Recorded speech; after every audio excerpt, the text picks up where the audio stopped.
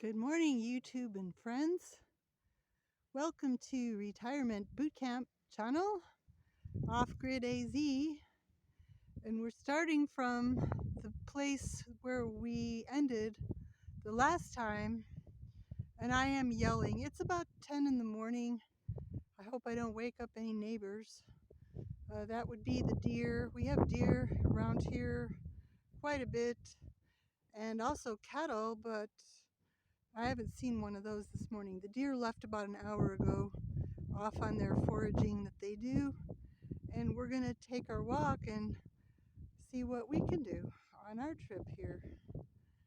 So the video ended at this place. You see the, oops, I went too far. The baby cholla and the mama cholla just from a different angle. So we're going to take a walk on this beautiful lot. It's totally covered with all kind of cactus and plants. You're gonna see right there, I got it in the middle, I think, a couple of flags here. Some folks are helping me clear off parts of it just so that I can use my little corner. I'm happy to share with the wildlife. It was a concern initially, people thought I was going to be burning everything down or going wild, and I'm not. I've worked like a dog, but you'll see the spaces we've been able to create for the humans, meaning myself and my friends.